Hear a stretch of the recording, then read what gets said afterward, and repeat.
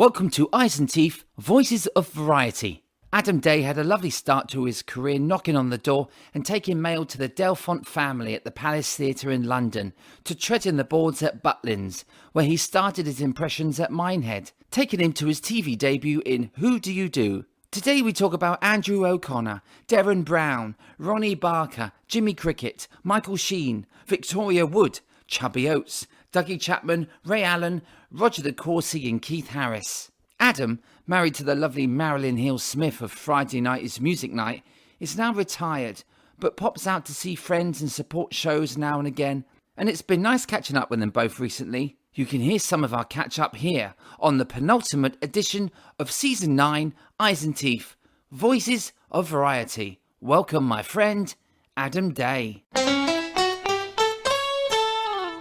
Would you please welcome to Eyes and Teeth the wonderful Mr. Adam Daye? The wonderful Adam Daye. I'm lapsing into a quick down in a room now, darling. Hello, Stephen. I remember you when you were in the business. Hi, Adam. Yes. Nice to talk to you again. I'm very well, thanks. It's always good to talk to you. I first heard about you, Adam, when I joined the business, actually, in the mid-90s, when I joined, and I started to do all the showcases, and I saw the write-ups in the back of the Stage newspaper. There you were, Adam Daye, and then I would get my write-up, and I think we started to see each other, and we probably met backstage once or twice, and then... We did. And did you not work in a holiday camp on the Isle of somewhere? Oh, so it was Whitecliff Bay Holiday Park. You must have been one of our acts. Could be. I was a resident, you see, so you must have come over. Yes, you were a resident in the company, and I came every week or something. And you were a child. You were barely out of nappies, but you were very keen to do event act, and you used to watch every act, I think. And you were lovely. You were very sweet, and used to come and chat. Oh. Which youngsters these days don't seem to do so much. I don't think they're not as interested in old timers like myself. But yes, you were great. I do remember that from, I dread to think how many years ago. Yeah, that would have been 94. 1904, yeah. Yes. That was about right, yeah. Yeah, so I mean, they were great days, and I got to see your unique act, and which I'll talk about very shortly, but it was then that I called you, actually, for some advice, because you'd done the 1999 Eastbourne Hippodrome Theatre, didn't you? I did. The summer season there for MapPro Productions, Colin Matthews. Oh, that's right. I'd been there before that as well, actually. Strangely, the Hippodrome, the lovely Royal Hippodrome in Eastbourne, I've done 4 summer seasons there. Okay. Always a wonderful audience, a great comedy audience, as doubtless you are very aware of. Well, with my act. Somehow it worked. Yes, I went there first with an incredible man called Jack Tripp. Yes. If you remember who Jack Tripp is. Great Dane, wasn't he? Joan Savage and Days King. That was for Lisa Barron, the late Lisa Barron. Bunny Barron Productions, organised by Freddie Davis as well. Then I went back for Freddie Davis a few years later with Ken Goodwin and Susan Morn. Oh, amazing. The same gorgeous theatre. Wow. And then a few years later, as you say, that's when you saw me, for MapPro, who is based in Babbacombe in Torquay. And that was, with Tim Pope was the comic. Ah, bless him. Sadly, he passed away as well. Yeah, I did the Hippodrome with Tim. Most people off, I think, that I've worked with. How are you feeling? Well, I'll let you know tomorrow. Okay. If we're spared, yeah. Well, I've done 3 seasons at the Hippodrome now, and one was with Tim Pope, actually, 2004. So that was nice to work with. Yes. Yeah, he was a great comic, wasn't he? But he was excellent. He was excellent, and he sadly died very young. I mean, he probably could have become, a bit of a name after a few years. Yeah, exactly as you have done. But no, he went before that happened. Sadly, he was a lovely guy. The last time I went back was for MapPro again, with the lovely Paul Eastwood. Yeah. The great Paul Eastwood, who I've known and worked with many times over the years, and he's done the same as you. Started at the bottom, And we like stayed it there. In your case. Yes. But in his case, has risen to the ranks of semi-celebrity and has done very well, and good luck to him. He's a lovely comic now. He's matured. Great comic, isn't he, Paul? That's lovely. Excellent. Really good. It's a nice thing about this business, Adam, getting to work with different comedians, singers, dancers, magicians. A variety all comes together, doesn't it? Is that where you met your wife? Is that where you met Marilyn on the... Crumbs! That's an amazing story in a way. My wife, for most people who probably are totally unaware, is a classical singer, an opera singer called Marilyn Hill-Smith, and Beautiful singer. Met in a pantomime. Funnily enough, my first ever pantomime for Jerry Jerome about 104 years ago at the Cliffs Pavilion in Southend. Nice. And she was principal girl. I was nobody. I was just a broker's man. And we met and got on extremely well, but nothing actually happened with the relationship, so to speak. We just became friends. But Yes. she went away and got married. I went away and got married to somebody else.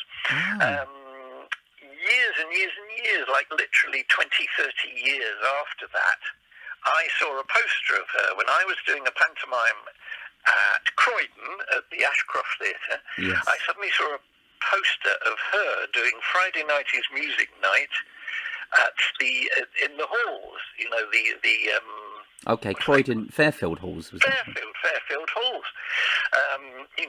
Friday Night is Music Night, starring Marilyn Hill-Smith. And I thought, oh, crumbs, I know her. I wonder how she's doing. I assume she'd probably be married with 4 kids or something. So I managed to get hold of her through the BBC and through an agent, and we just met up and had dinner. And there we are. Now, I found out she wasn't married anymore, and neither was I. So we eventually got together, literally, it's like 20, 30 years after we met. incredible. And then we've now been married for 9 years this year. Oh, bless you. What an incredible story. What a love story, that's nice. It's weird, isn't it? Yeah, somebody I hadn't seen her for donkey's years, and she had a fabulous career in opera all over the world. Sadly, I didn't know her then, when she was working at the London Coliseum for about 8 years as principal soprano in the English National Opera, and I didn't know her then. Wow. But still, we've caught up. And there we are. We now live in glorious Cheltenham together, and we're very happy. It's a lovely part of the country, isn't it? And, It's super, and that's so nice to meet somebody within that industry. So you're probably part of the reason why I'm married in Eastbourne now, because I phoned you because I got the summer season after you at Eastbourne at the Hippodrome, and I phoned you, and you very kindly gave me the name of David Chant. David Chant, the legendary David Chant, who had he was a teacher, an arts teacher. Wonderful, and had isn't he? A very nice house in Eastbourne, on King's Drive, I seem to remember. Yeah. Yes, and I stayed with him, and yes, I put you on to him. Quite an eccentric character, but lovable. Gone as well, sadly. Everybody knows gone. Oh dear. It's sad, isn't it? It's very terrible. It's but very sad, yes. he really made my year, actually, because I think it was £4 a night. It was very cheap, so I was happy to thank you for the recommendation. We had such a good laugh, though. He was a landlord, but he became a friend very quickly, and I stayed in touch with him. I always called in and saw him, even if I didn't stay. Whenever I worked in Eastbourne, I'd sort of pop in and have a cup of tea. And a laugh. He loved the business. He was a sort of frustrated actor, I think, wasn't he? In a way, he would love to have been trodden the boards and so he enjoyed what we do and was always very happy to hear our stories and find out what it was like backstage and who the characters were in the shows and things. Yeah, he did. He loved me puppets, and my room was sort of surrounded by them, and he'd come and see the show, and I put him in the royal box, which he loved, and and he'd wake you up by playing the piano. I remember on a Sunday where if I had no show, I just had a lie-in because we'd been out Saturday night doing a Haven Park or something. So you come back and then you need a lie-in, and I'm still staying at the digs.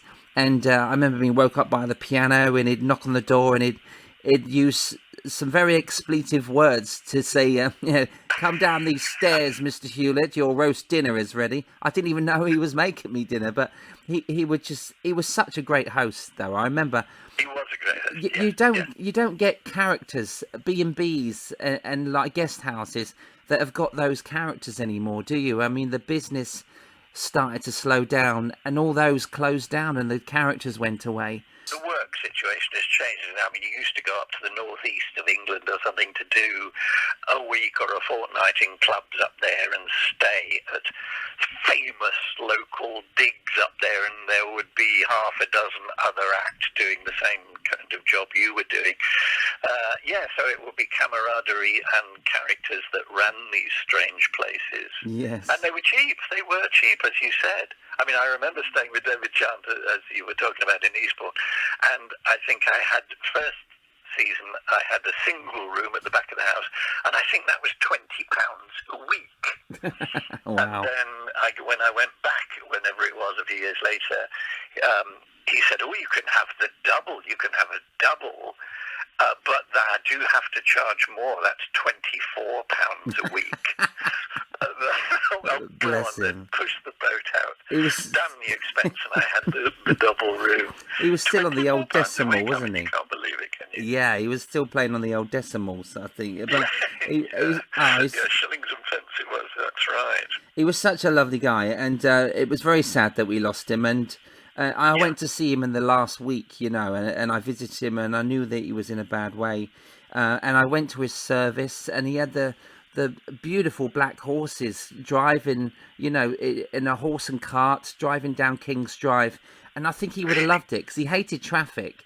But he held up the traffic on that road for about an hour, and he would be laughing, watching that, because... Yes, I bet he would. Yeah, he always had a go at that traffic, but the horses sort of took their time.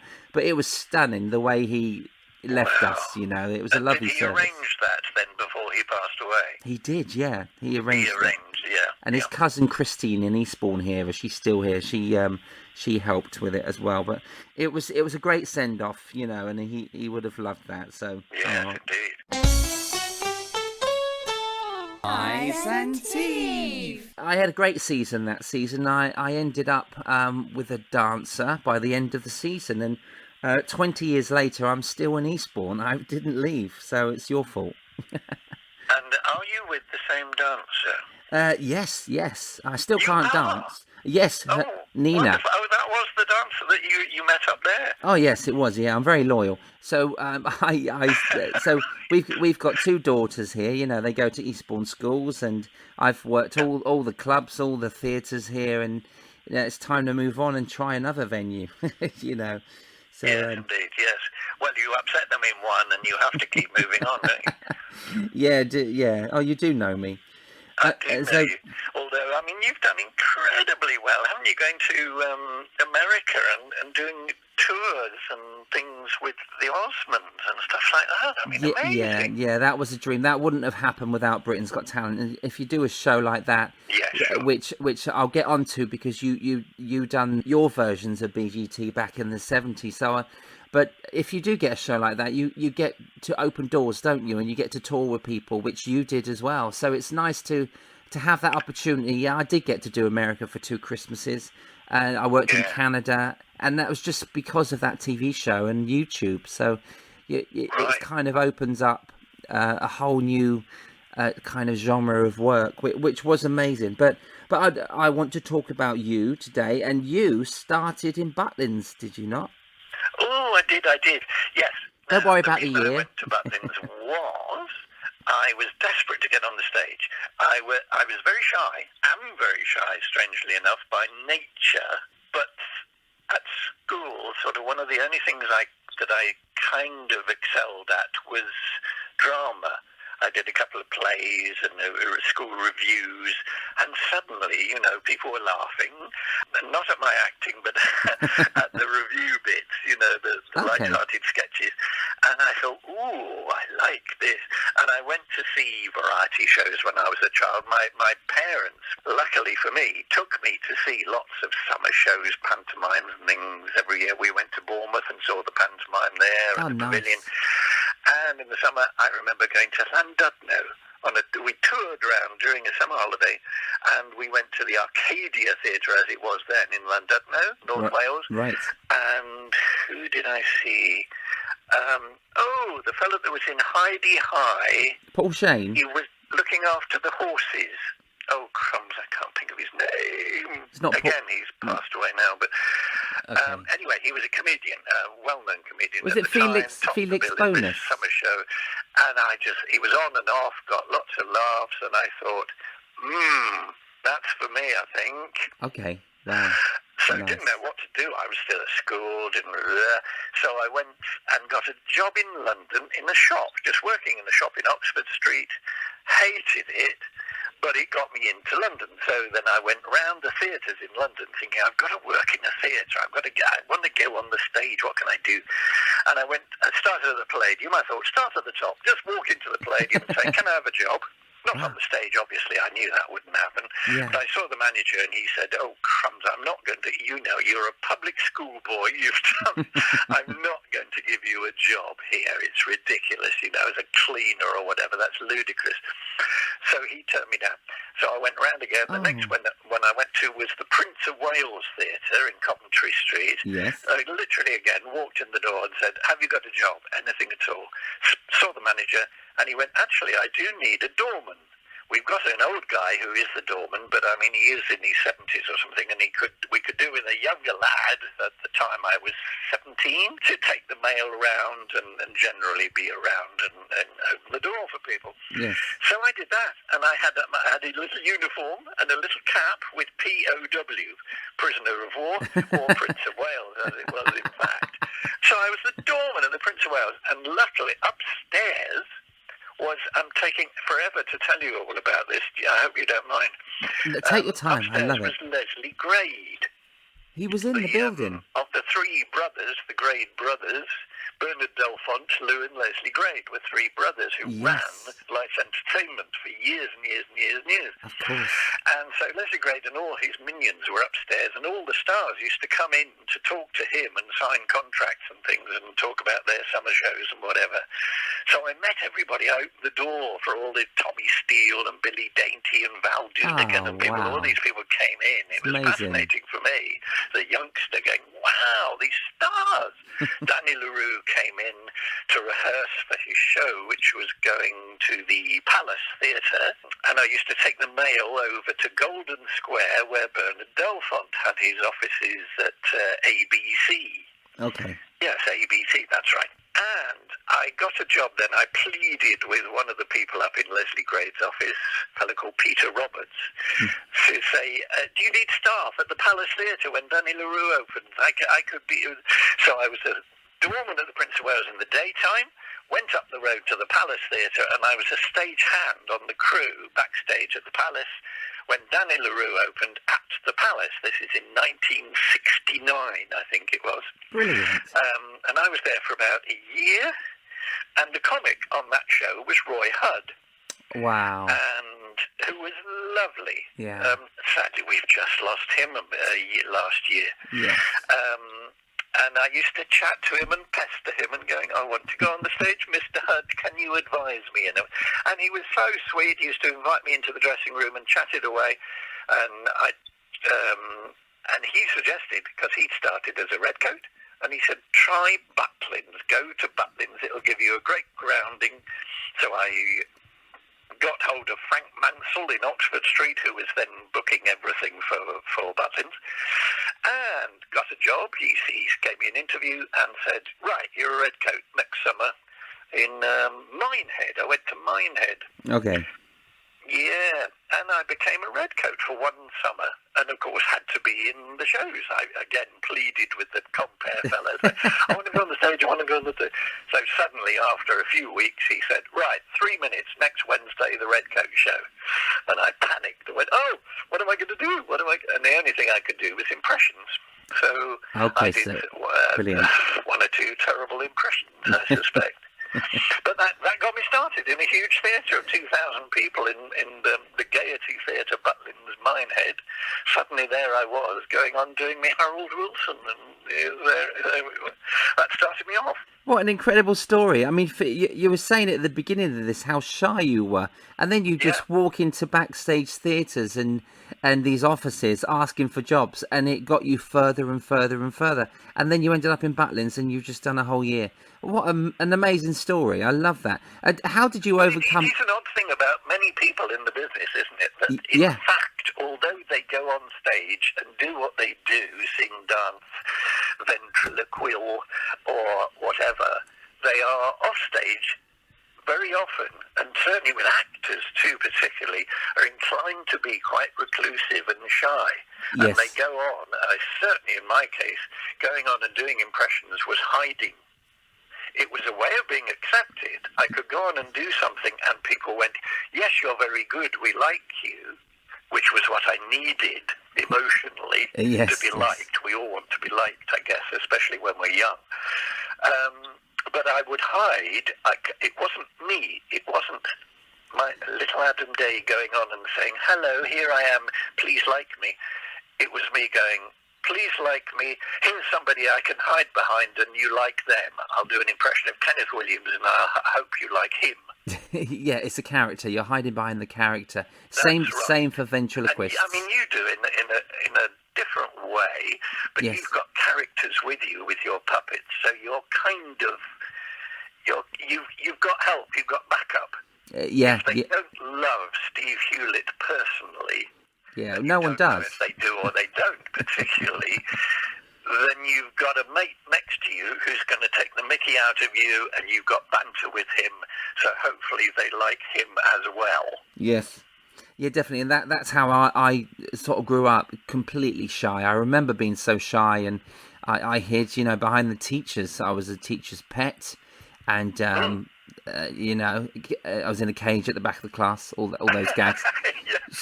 I was on the lead, but I did hide behind the teachers, and I was the dinner lady's favourite. I was a shy kid, but I loved my dinners, so they'd give me seconds.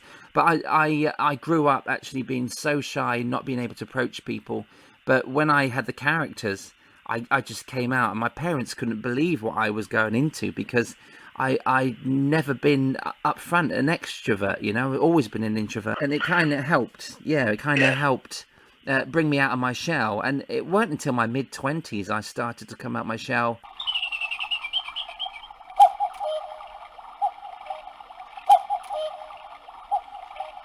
So how long was it after Butlins, Adam, that you joined the popular TV series just for impressionists? Who do you do? Who do you do? Who did you do? And how did that come about? Right. After Butlins, I went back to London, and I found myself a little agent, a gentleman who is amazingly still alive. I think he's 90-something. He's about 95, I think. Wow. His name is Barry Stacey. I know that name, yeah. He used to run a little cafe called the As You Like It in a back street of London somewhere. I can't think of the name of the street he was in.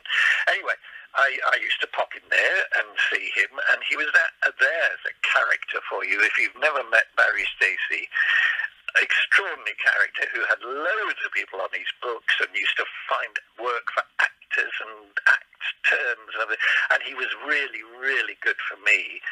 In that this is the late days of variety, really, when variety shows with big names were still going round. And he used to book concerts and shows with John Hanson, Larry Grayson, Frankie Howard. Wow.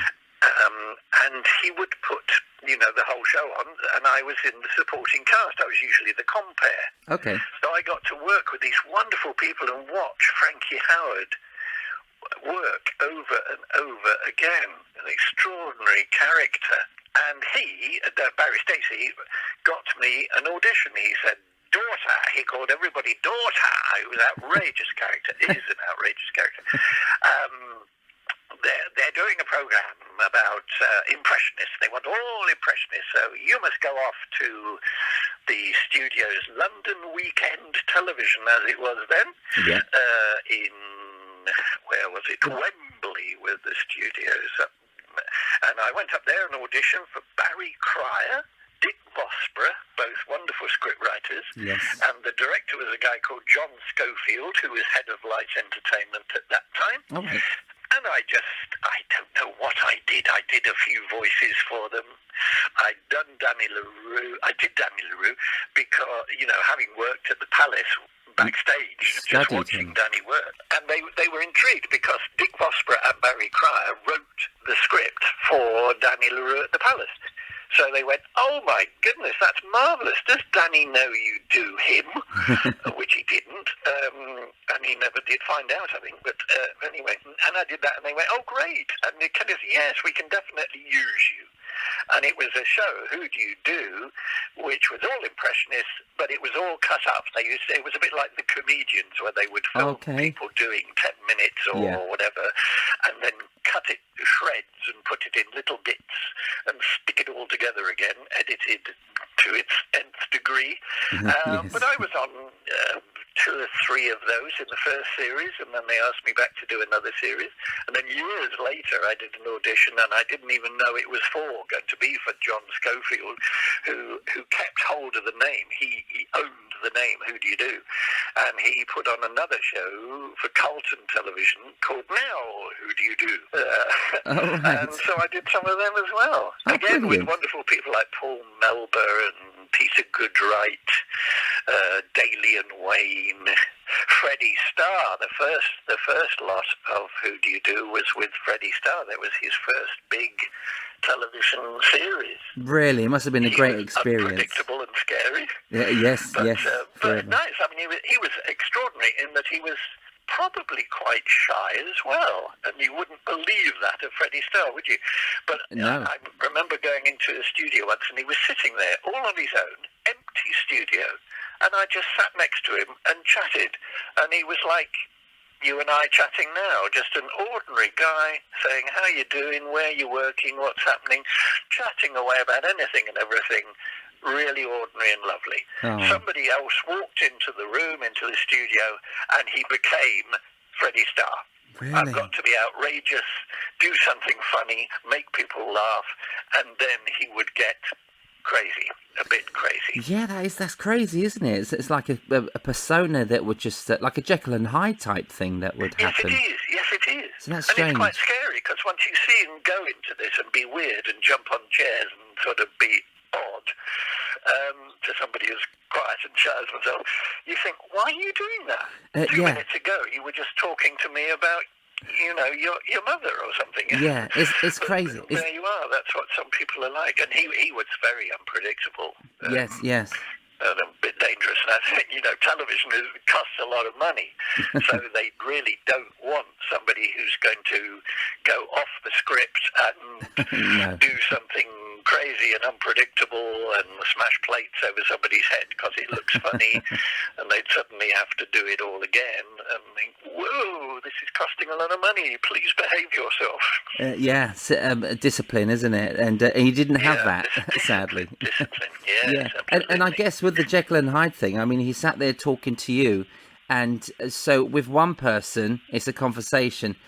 With 2 people in the room with Freddie, it was an audience. So I guess he felt like a performance. Isn't that strange? Yeah. Oh, controversial. People always say, well, you can change how you are. You need to be more outgoing and blah, blah, blah to get on.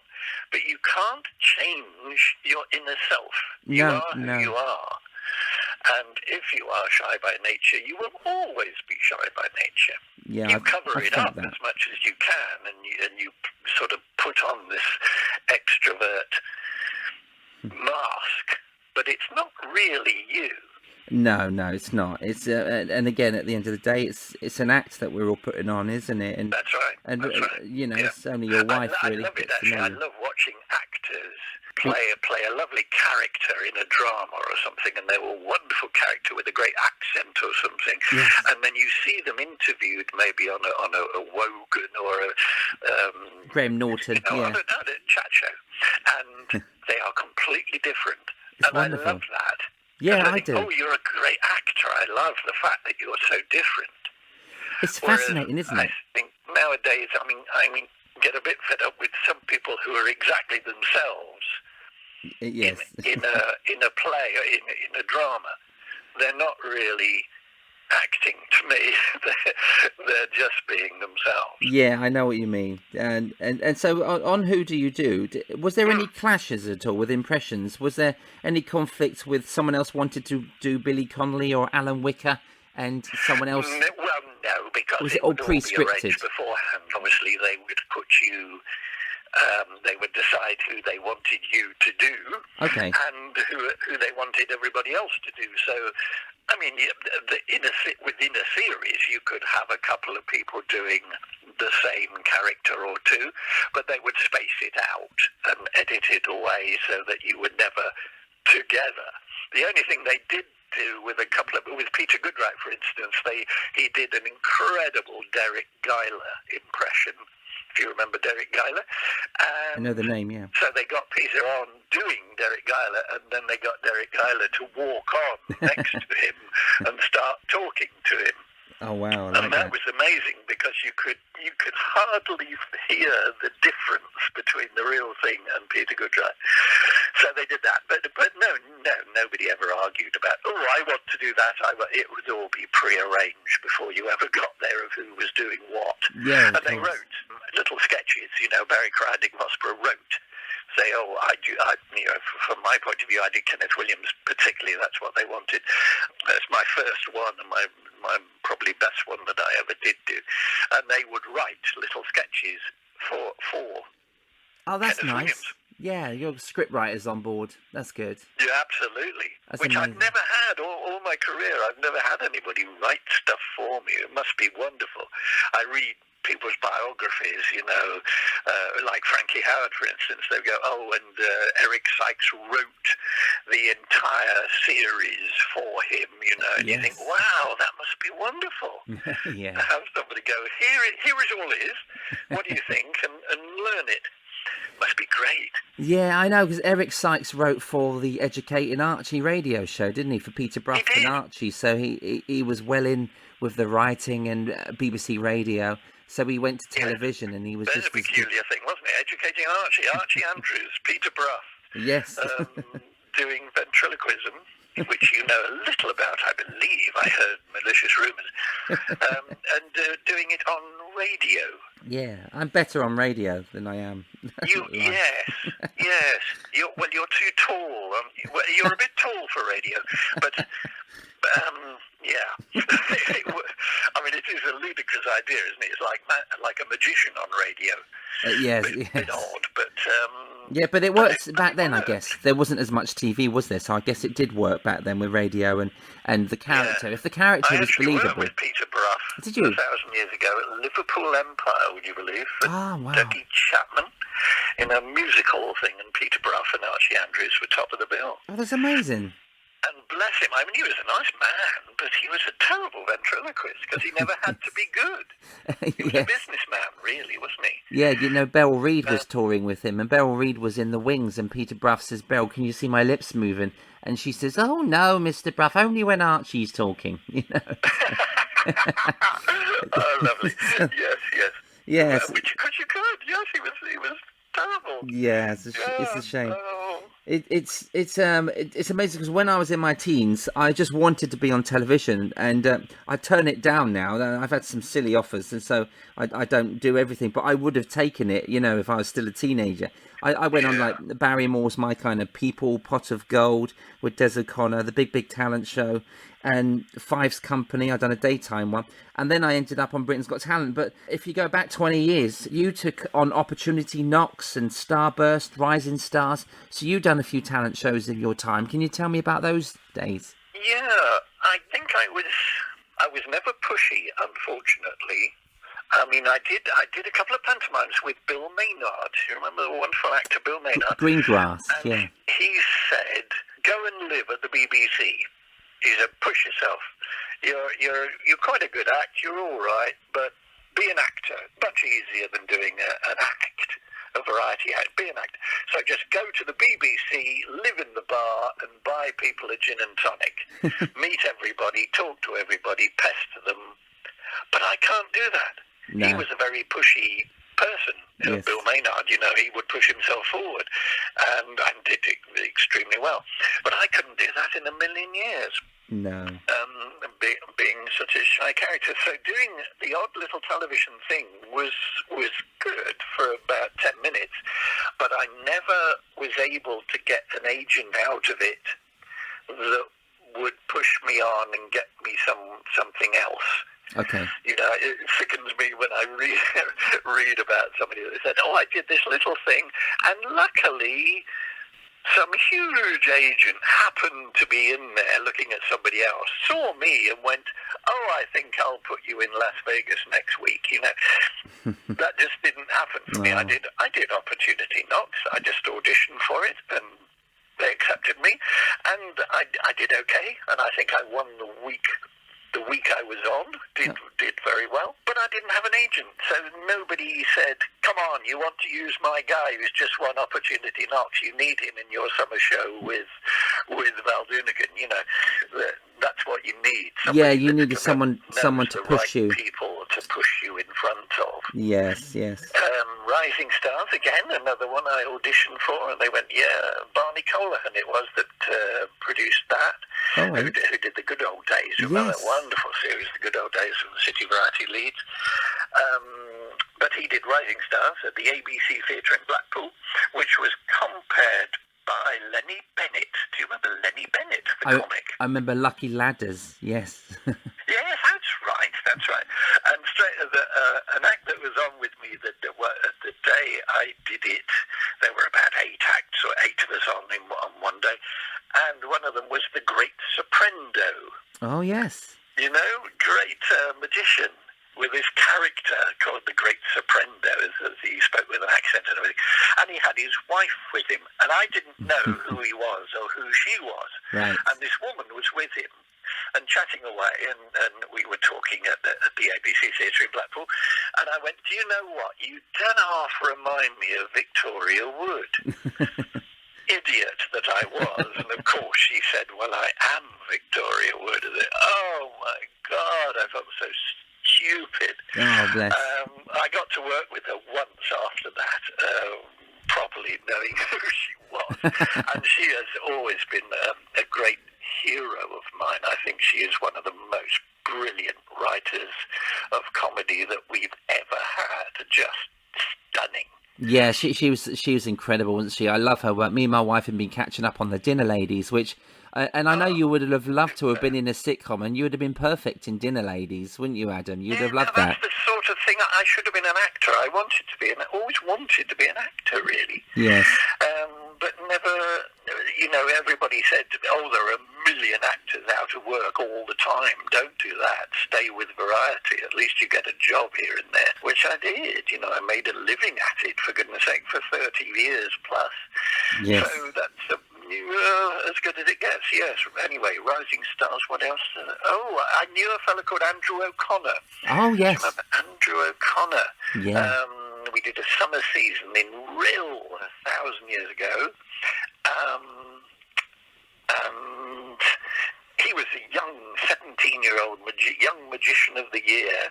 Okay. And he went on to be a producer and a writer, and he did a series of what? Oh, crumbs, I can't remember. He wrote little sketches for a television series for Granada Television. Okay, I remember seeing that. Because I knew him, he knew me, we were friends, he got me to come and do one of those. But again, I never had an agent. I never had anybody to push further. No, it was just the people you were working with directly that would pass you on, but no one to... And like myself as well, I've never had a manager that actually put me in the right direction, and it's, you kind of just have to look after yourself, But I know that Andrew Connor, I mean, it's great that you put you on his TV show. He's very key in Derren Brown's success right now, isn't he? Right, hugely, yes. He lives in Los Angeles now. I mean, yes. He's got a place in London as well. But yeah, you would. Yeah. Oh, amazing! Derren Brown, brilliant. He got me a couple of tickets to go and see it, the last Derren Brown thing at the Playhouse Theatre in London.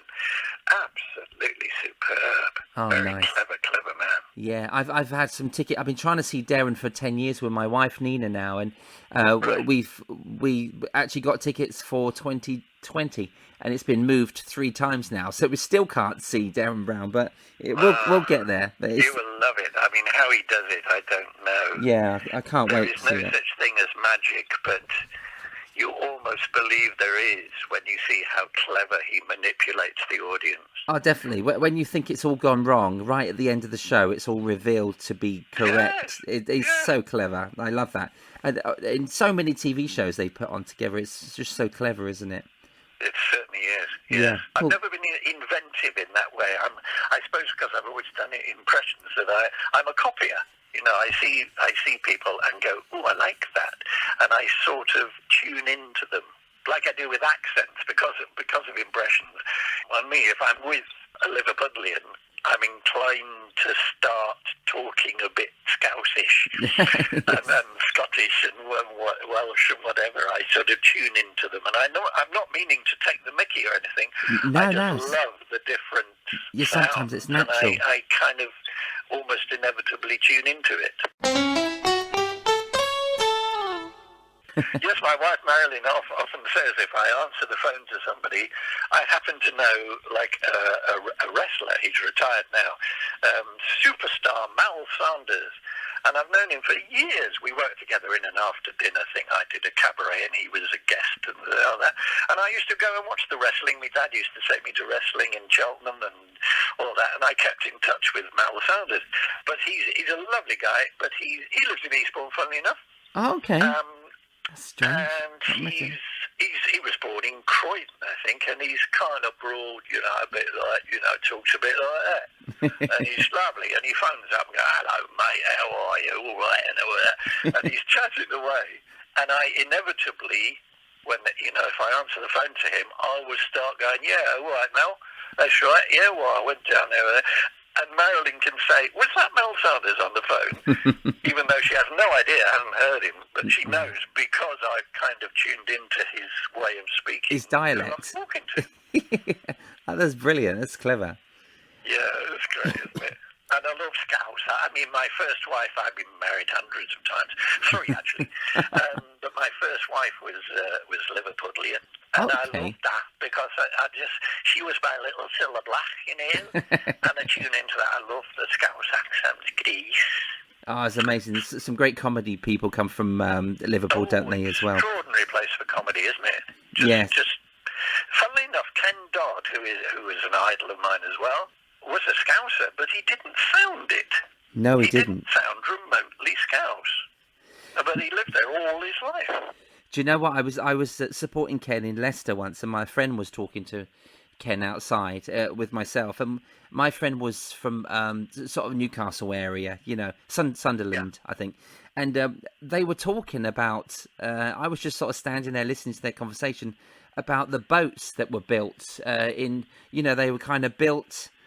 They were designed, say, in Newcastle, then they were built in Sunderland, and so they were having this conversation, and I, like you say, I completely forgot that because Ken doesn't sound like he's from Liverpool, I completely forgot he was a Scouser, right? So Ken says, so it was like the Geordies built them, and he said the Sunderlands, sort of sold them, and then I said the Scousers stole them. And then Ken looked at me. He said, "How very dare you!" And then he stormed off. But he said, "I'm not talking to you again tonight, Hewlett." And I was supporting him that night. I went in and apologised, and he said, "No, I was just having fun with you." But it was just the punchline had to be filled in. Do you know what I mean? And it sounded like a setup for a gag, so I finished it. My mate laughed, and then I realised that one of the most famous Scousers in the world, and I've upset him, And but you do forget, don't you, when people haven't got their accents anymore? You kind of think, oh yeah, I forgot you were from there. That's right. Isn't that strange? That's going back to, in a way, to when I was saying how impressed I am by actors. who can change their accent totally? Lovely Michael Sheen. He's Michael brilliant. Sheen, I who is love broad Michael Sheen. Welsh. Yes. But I mean, he does fabulous American. He does anything. I mean, he's done Tony Blair, and you would think it was him. And he did Kenneth Williams. Who Wants to Be a Millionaire? Chris Tarrant, and isn't it amazing? And he totally becomes that person with the correct accent. Yes. And you forget that when he's finished, he goes back to being Welsh, and there we are there. And you think, oh, crumbs, that's so clever that you can do that. Yeah, isn't that mad?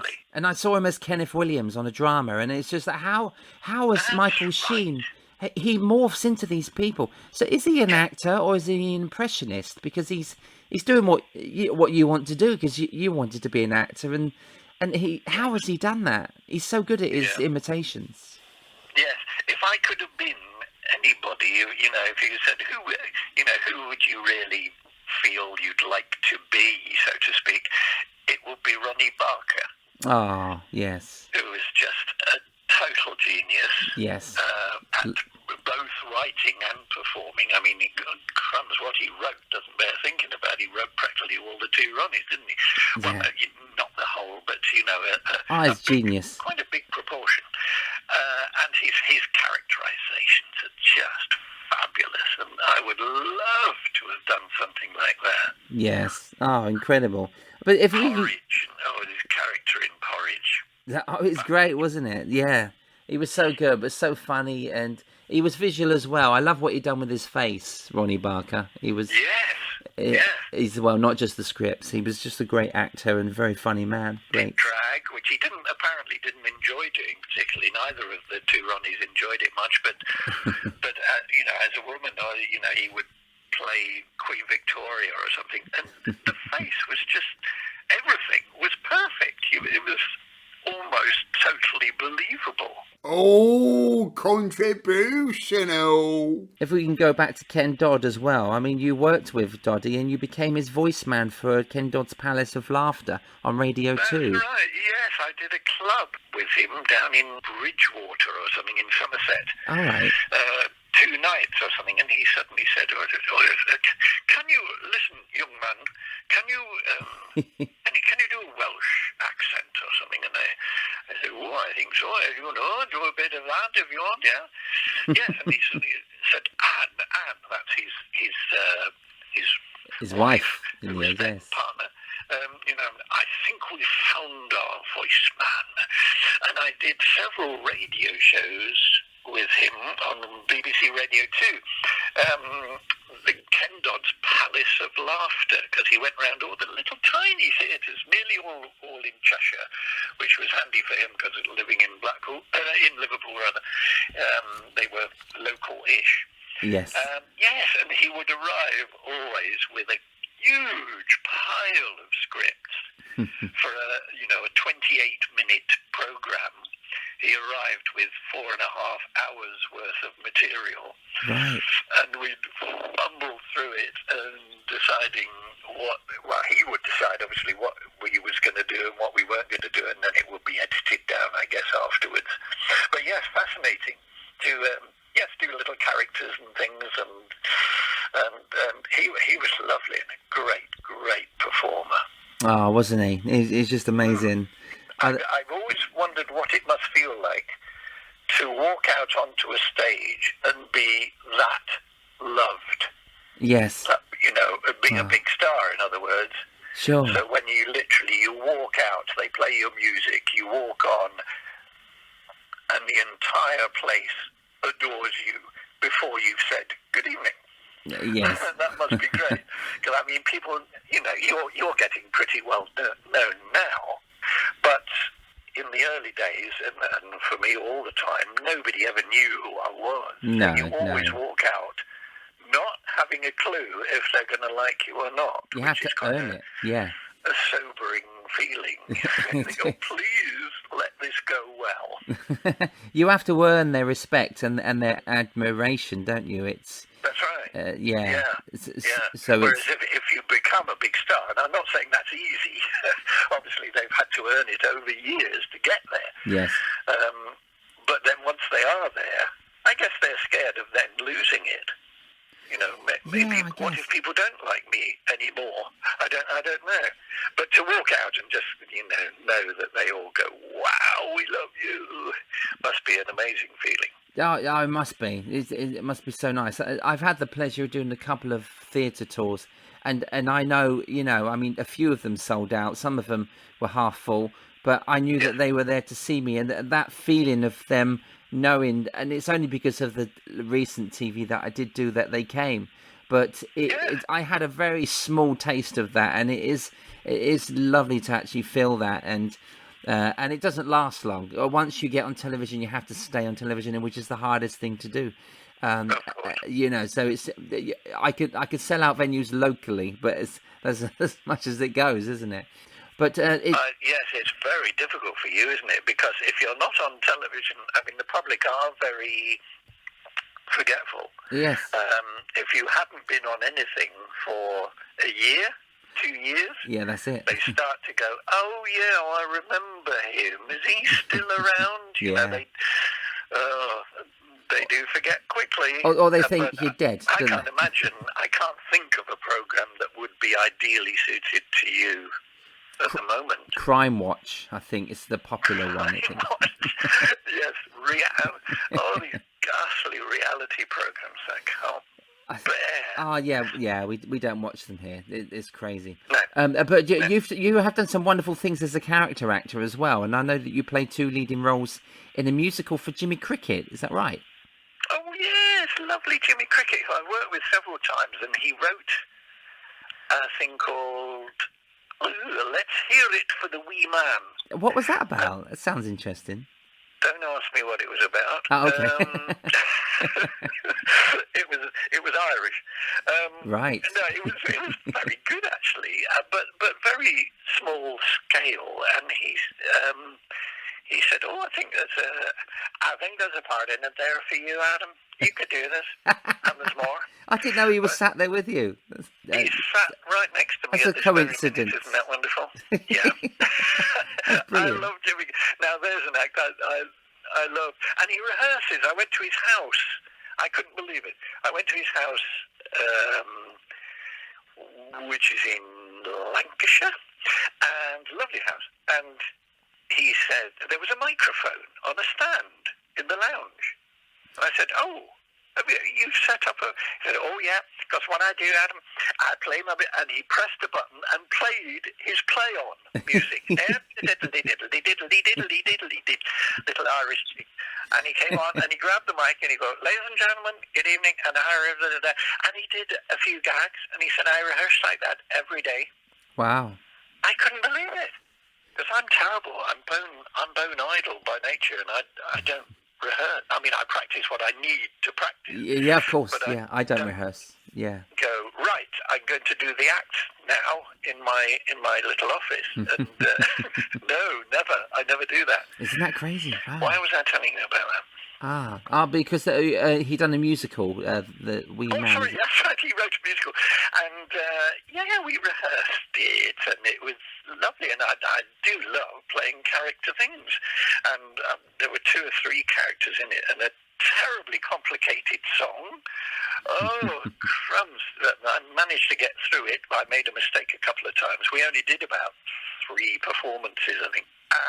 And one of the characters was an older man, the mayor of Belfast or something. And so I did kind of Ian Paisley, I suppose. I can't remember it. Yeah. But because it was the only... Again, you see, hiding behind somebody else. Yeah, of course. I'll do Ian Paisley for that. It'll sound about right, I think. Yeah. But sweet. I did a musical years ago, Salad Days, okay, at the Adeline Genet Theatre in East Grinstead, which is gone now. But again, I love that. It was the choreographer of a summer show in Babbacombe who taught. She was head of drama at Bush Davis School of everything at this theatre school in East Grinstead. Yes. And she said, "Oh, come and do Salad Days," which was great, doing 2 or 3 characters there, totally different to what I do. Yes. From the act. But it was nice going out of your comfort zone then to do that, was it? Did you enjoy that? Yeah. In a way, I felt this is actually what I should be doing. In a way.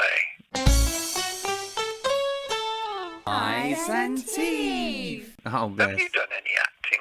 I have done a couple of things, actually. I was booked to do this. It was a ventriloquist-based thing for the... it was in Leeds, and they had this big art thing going on. They needed a ventriloquist. The Henry Moore Institute. And it all built around speech and ventriloquism. And they needed 3 ventriloquists to do these voices. It was 1 ventriloquist dummy, and it was kind of a depressed 3 monologues. And I had to learn the middle monologue. Jimmy Tamley was the first one. So, I think it was Jimmy Tamley, then it was myself and a ventriloquist from America called Big Buddy Mountain. And I had to learn a monologue. That's the first time, apart from pantomime, that I've actually proper acted. And I had to appear. It was a 10-minute script, which I had to learn. And I had to appear quite depressed, and the dummy was trying to cheer me up.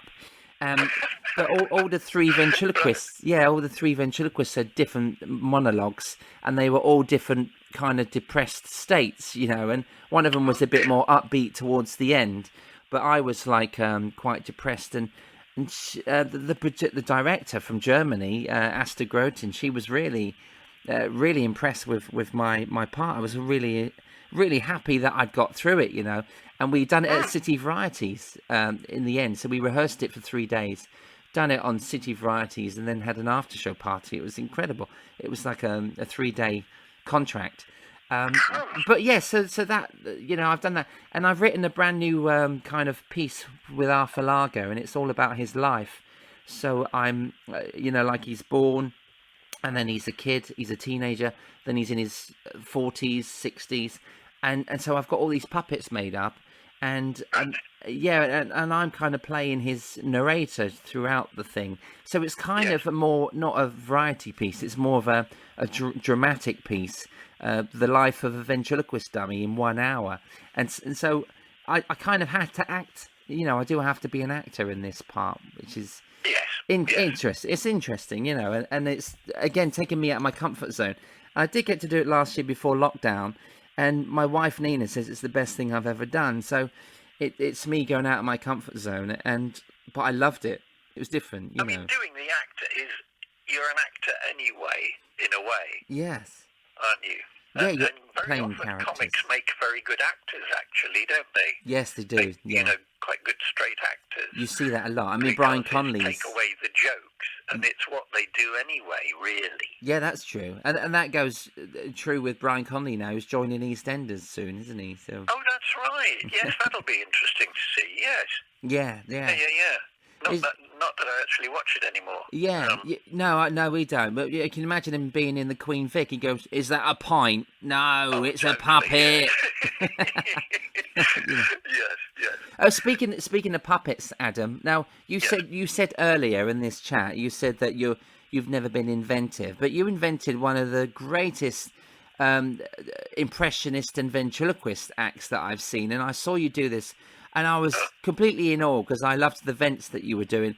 Roger de Courcey, Keith Harris, and Ray Allen. And you played a ventriloquist dummy, and you had 2 ventriloquist dummies on either side. Can you tell me about that part? It was so genius. Well, that's very sweet of you to say. That was brilliant. It just happened in the normal way of. In the earlier days, years ago, when you're trying to work out who can I do extra, and I've always loved vents, and I'm trying to think of my favourite vent now, and I can't think of his name. He was on every variety bill for donkey's years, and he never spoke. Arthur Worsley, absolutely wonderful. Yeah, I just loved that character because he didn't speak, did he? As Arthur Worsley, it was only. Charlie Brown, was it? Charlie Brown? Yes. His dummy, yeah. Yeah, brilliant. Who spoke, hey, look at me when I'm talking to you, son, and all that. Lovely, and he just kept a sort of fairly blank grin on his face. But I just found him very funny.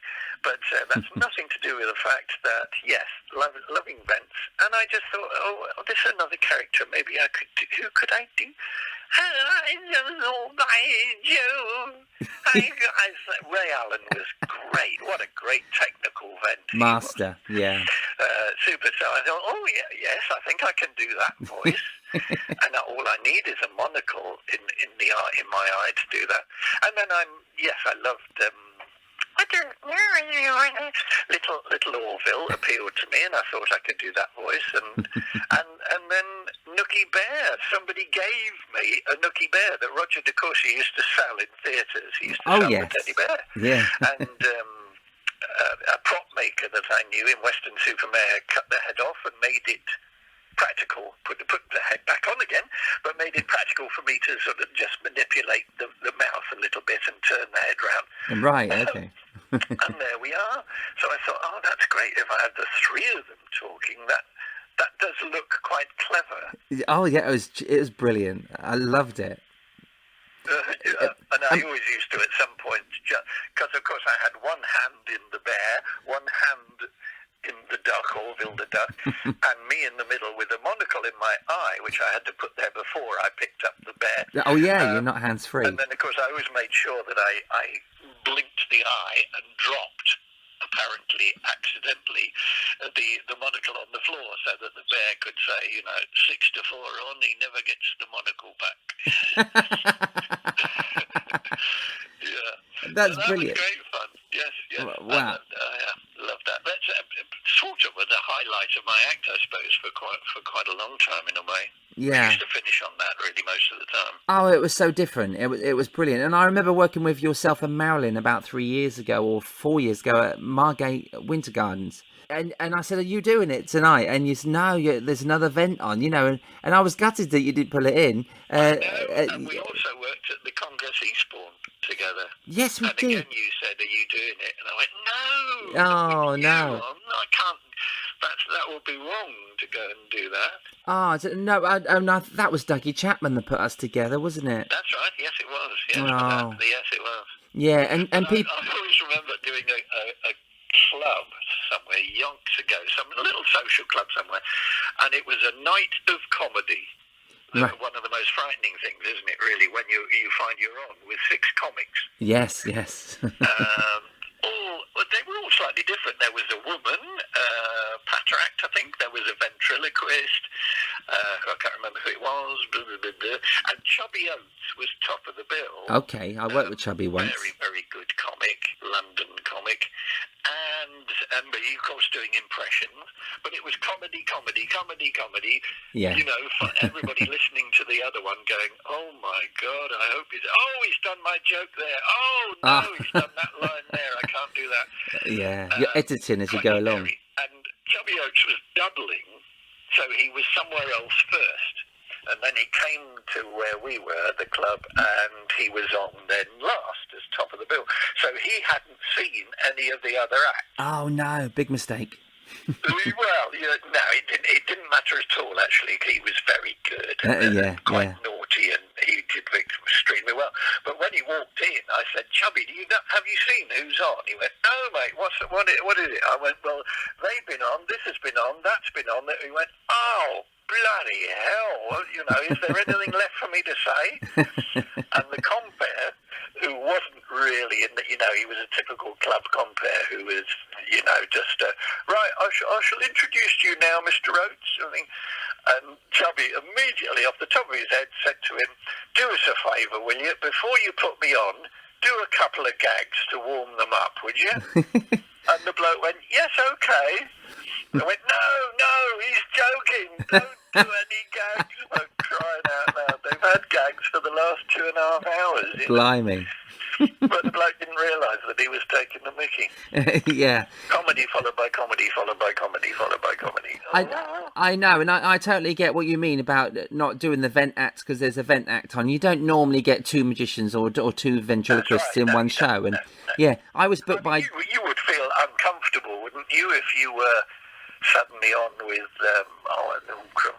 who's around that, Max Fulham or something, said, oh, Max Fulham's on, and can you go on first? You think, oh, wow. Is that a good idea? Well, it's happened a couple of times, I was up in Great Yarmouth, and I was booked to do the end of season party, in the same room, and I had to go on first, and after me was Andy Greaves, and Oh, right. yeah, so another ventriloquist, and it happened again. John Howe booked me in the club down in Bognor Regis, a nice social club, and I went on.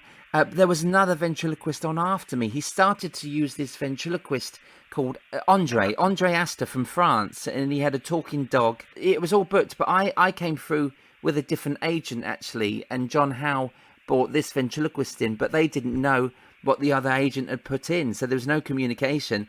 So so it was one singer and two ventriloquists, and sadly, for Andre, I went on first. But we didn't clash at all. The acts were completely different. Both times, me and Andy Greaves didn't clash, but they just had to put up with two vents. It is slightly odd for the audience, isn't it? They must, see you or see the other guy, whichever is on first, and then you walk on with the dummy, and they go, oh, right, okay, I know. Another one. Yeah. It kind of puts you at a disadvantage before you start. I remember once doing a club for John Mills. Yes. Down in somewhere near Bristol. Yeah, Somerset. I think it was the power station. Okay. Anyway, it doesn't matter. Social club. And it was the Rocking Berries. Yes. And I said, you want me to compare it and do a spot? Yeah, it'll be fine. I said, but the Rocking Berries, they do impressions is that okay? Yeah, it'll be fine. Yeah, you go on first anyway, and they're top of the bill, they're fine. And of course it wasn't fine. When I got there, they set up all their gear and the drums and all the PA and the guy said the Rocking Berries hadn't arrived. It was their roadie and stuff, a manager or whatever. And he said, so what do you do? I said, well, I'll introduce them. I do my act first. I do impressions. He went, no. Wait, what do you mean, no? When no, you can't do impressions. The berries are on. So, well, I'm booked to do my act, and so well, you can't do it. If they arrive and know that you've gone and done impressions, they won't go on. Oh no! So I rang John Mills and said, "What am I going to do? Apparently they won't go on." I said, "Oh blimey, I can't mess about now. Just go on and compare and don't do your act." Said, oh no! Wow. What am I doing here? All I do is impressions, really. Yeah. Apart from saying good evening and a couple of little gags to say hello, but oh no, well, we did it all right, but just horrible. You think, well, this is terrible booking. Why would you do that?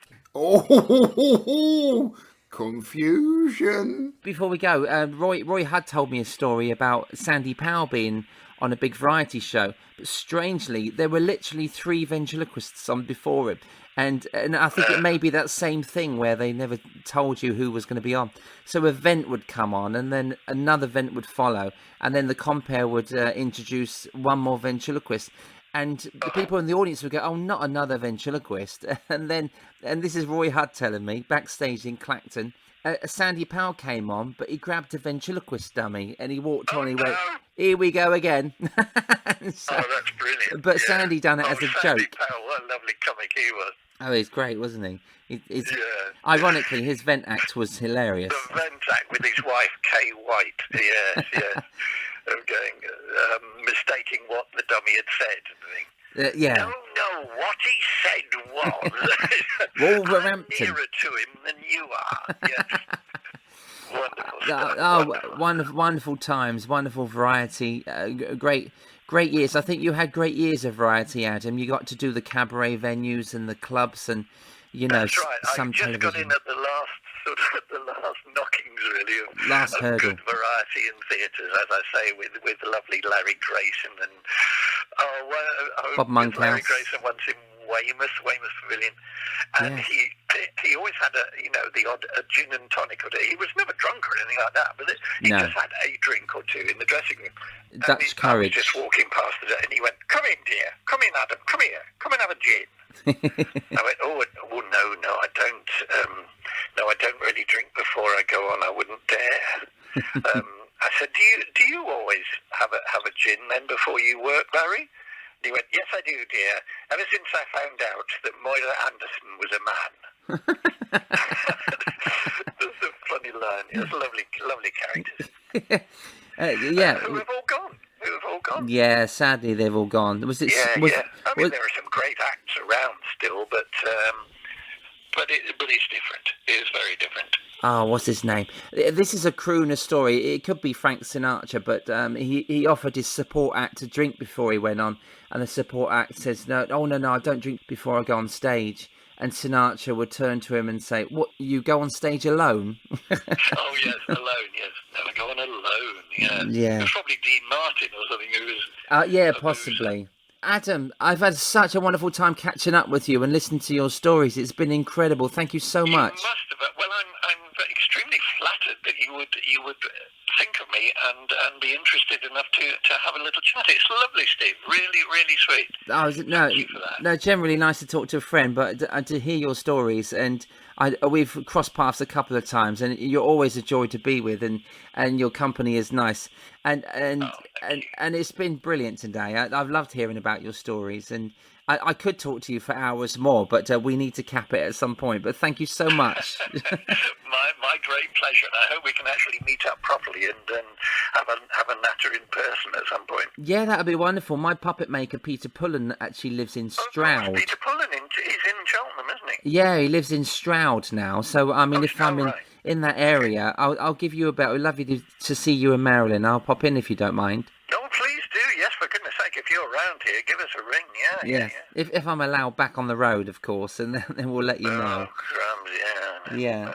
Oh, well, bless you, Adam. Thank you so much for today. And pass my love to Marilyn, won't you? Yes, I will. Thank you, Steve. It's lovely to talk to you. And give my love to your child bride. Thank you. Lots of love to you both. You take care, won't you? Cheers for now, Stephen. Bye. Bye-bye. Eyes and Teeth. Thank you to Adam Daye. What great stories. I hope you enjoyed them too. Today's quote comes from Kenneth Williams. I can't stand innuendos. If I see one in the script, I whip it out immediately. Matron. Eyes and Teeth is written, produced and hosted by Steve Hewlett. Vocals by Lola, Larissa and Nina Hewlett. Additional vocals by Rich T. The Eyes and Teeth music and jingles are produced and performed by Kevin Dean. Join me for the last edition of Voices of Variety when I talk to the legendary voice of This Is Your Life, Aspel & Co., Michael Aspel, OBE.